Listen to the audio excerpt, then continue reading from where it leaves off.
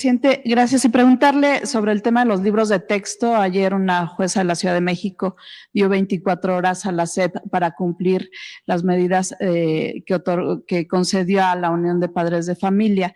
Yo quiero preguntarle qué amparos hay, cuál es el estatus jurídico que tienen, si hay alguna orden judicial para que no se distribuyan los libros, si hay algún riesgo de que una vez que inicie el ciclo, usted decía hace unos días que no se van a embodegar, pero si hay algún riesgo que por alguna orden judicial estos libros nuevos no lleguen a las aulas. No hay ningún impedimento. Los libros van a llegar para el reinicio a clases el día 28 de este mes de agosto que está iniciando. Es el regreso a clases. Van a estar ya los libros. No hay ningún juicio de amparo que impida el que se distribuyan los libros. No hay nada que impida eso. Se está planteando que no se distribuyan a las escuelas o a los niños hasta que no se presenten los planes de estudio, pues todavía falta tiempo para la presentación de los planes de estudio. ¿Se presentarían antes los planes de estudio y sí, para cumplir, digamos, ese requisito? Sí. No hay ningún problema. Cuando se trata de estas cosas, pues siempre viene a la memoria lo que pasó en la época del presidente López Mateos, ¿no? Que hubo una campaña de los conservadores de entonces, porque no querían los textos gratuitos, los libros de texto gratuito. Era secretario de Educación Torres Bodet y se propuso a Luis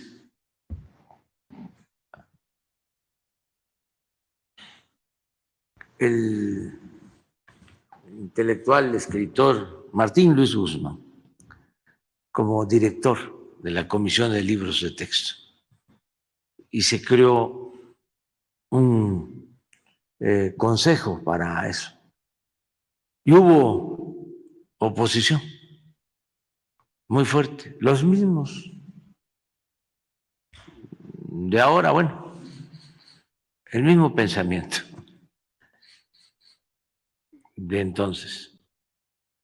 No querían los libros de texto. Y sin embargo, pues, se distribuyeron y ayudaron muchísimo. Esto a principios de los años 60. A nosotros nos tocó recibir los primeros libros en ese entonces. Hay un texto de Torres Bodet explicando sobre esas protestas. A ver si no lo tienes, el libro, el texto de Torres Bodet, para que lo suban a las redes. Sí, porque se equivocó el gran filósofo alemán cuando aseguró que la historia no se repite, aunque decía que se repetía solo en su versión caricaturesca. Y sí, se repite la historia, aunque sea en versión caricaturesca.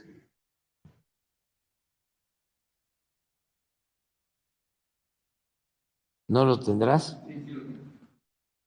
Nada más para que quienes quieran conocer la historia de cuando se decidió entregar los libros de texto gratuitos.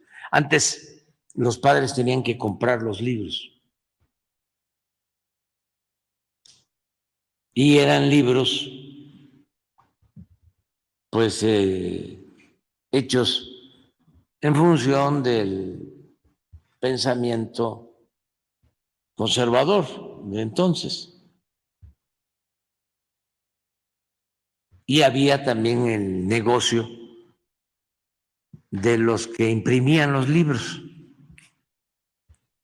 Entonces, cuando se decide de que se van a entregar los libros de manera gratuita, libros de texto, se genera un movimiento.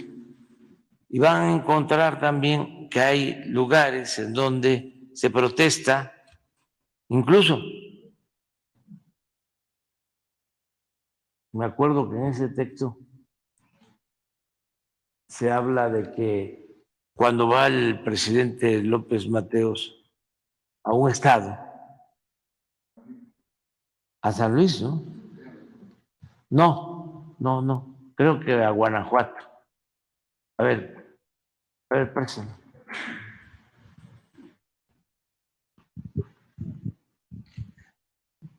A ver, pásale.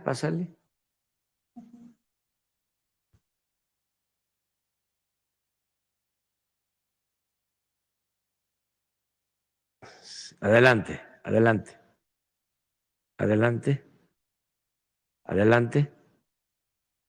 A ver, hasta ahí. Este fue el comité que se creó para la elaboración de los libros. Ali Chumacero, Luis Garrido, René Capistrán Garza, Andrés Enestrosa, Francisco Monteverde, ¿verdad? Rubén Salazar Mayén, Jesús Silva Gerso, Alfonso Tejada, Julio, sí, Julio Torres, ¿verdad? Y Artemio del Valle, Arispe. A ver, adelante. Mire, lo que se decía.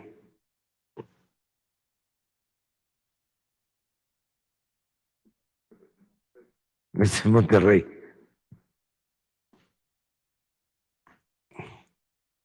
Seguramente que ahí estaban los juncos de antes. Ciertos sectores consideraron propicio el momento para que los padres de familia manifestaran su indignación. Sigue adelante. No lo querían distribuir.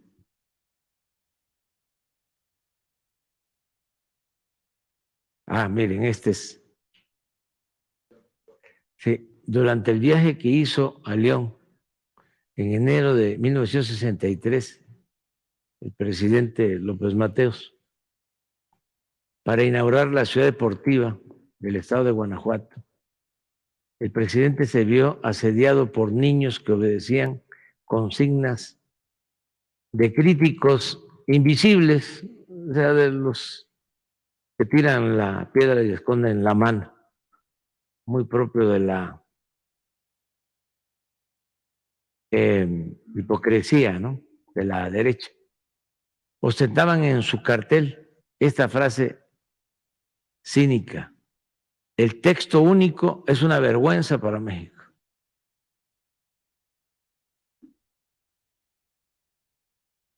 ¿Qué intentaban con esa injuria? Acusarnos de ejercer, dice Torres Bodet, una esclavitud mental, la que según sus ocultos guías estábamos imponiendo a los escolares mediante el reparto de los libros de texto gratuitos. Y ahí contestó el presidente: lo que es una vergüenza para México, contestó el presidente, es que las fuerzas oscuras que no dan la cara se valgan de niños para decir un pensamiento que no tienen el valor de expresar. Pero todo el texto es muy bueno y al final se logró, en bien de la educación pública, la entrega de los libros, principios de los años 60 del siglo pasado. Desde entonces se creó la Comisión de Libros de Texto Gratuito. Y sí, Martín Luis Guzmán fue el primer director de la Comisión de Libros de Texto Gratuito. Ahora, pues se está haciendo una revisión de los contenidos de los libros, ya no los están haciendo, porque también en esto, además de los grupos conservadores, se oponían pues los que imprimían los libros, porque eran los que tenían el negocio, los libros que vendían. Y cuando se decide entregarlos de manera gratuita, pues todos estos grupos se inconforman. Aunque ahora la queja es porque no se conoce el contenido, ¿no? De los. Sí, de los, pero es en el fondo libros. lo mismo. O sea, si hacen ustedes la investigación sobre quiénes se oponen y quiénes están promoviendo los amparos, van a encontrar que es exactamente lo mismo. Por eso sí recomiendo el texto de Torres Bodet para conocer lo que sucedió en ese entonces. Por eso la historia es la maestra de la vida, decía Cicerón. Quien no sabe de dónde viene, difícilmente va a saber hacia dónde va. El pensamiento conservador siempre ha existido. Ni cuando triunfa la República,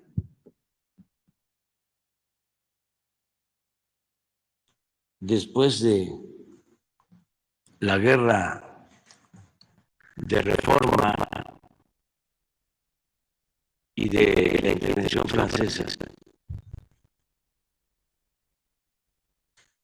luego de que se restaura nuestra República, es un gran triunfo. Se pensaba que ya había desaparecido el conservadurismo. No, siguió existiendo, se mantuvo durante el periodo del presidente Juárez, durante la República restaurada y del presidente Lerdo, y todavía con Porfirio Díaz hubo un movimiento liberal, todos los gobernadores de aquella época, la mayoría, eran liberales, incluso masones. Pero poco a poco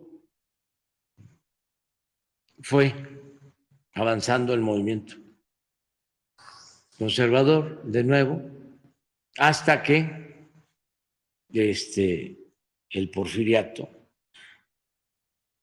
se volvió completamente un movimiento conservador, contrario al pueblo, a las libertades, al grado de que resucitó, se restableció la esclavitud en el país. Y fue un periodo de auge del pensamiento conservador. Por eso la revolución. Sin embargo, después de la revolución, continuó el pensamiento conservador. Aquí estamos hablando de la época de auge del movimiento revolucionario.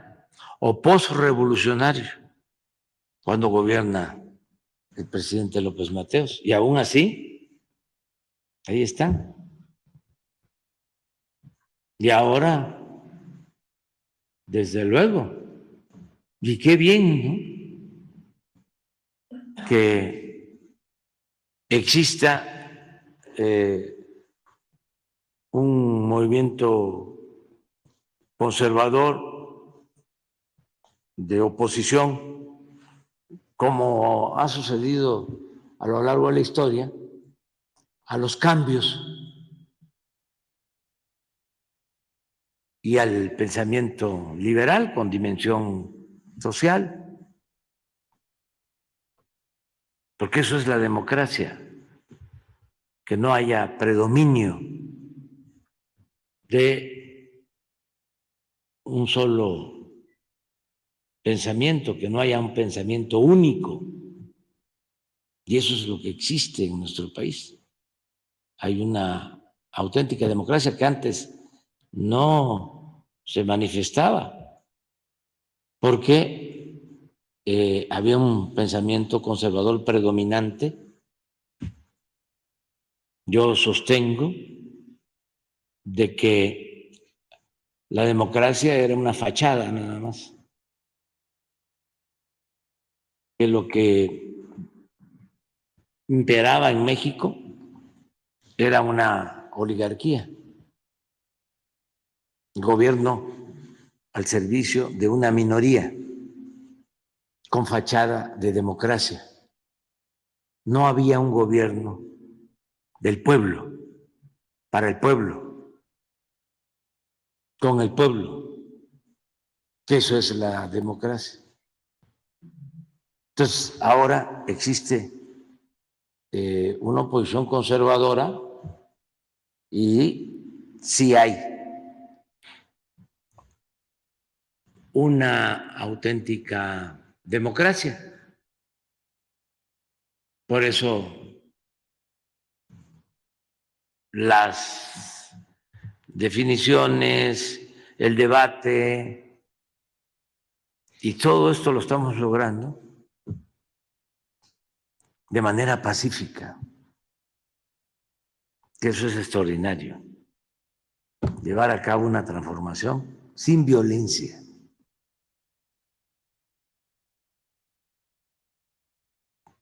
Y se va avanzando. Y la verdad, nosotros estamos muy contentos porque estamos logrando el propósito de transformar. Ayer lo decía, ¿cuál es el fin último de un gobierno democrático? Lograr la felicidad del pueblo.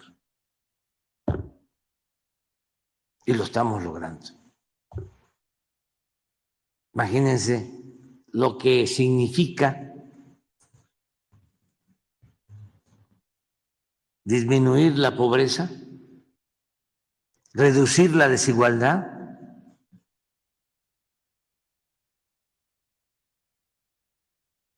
Ya me puedo ir a Palenque.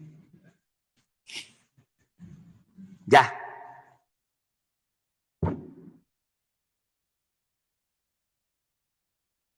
Aunque les moleste a mis adversarios conservadores, pero sí ha sido muy importante lo que hemos logrado entre todos, incluso hasta con el buen comportamiento de los conservadores, porque no pasan de insultos.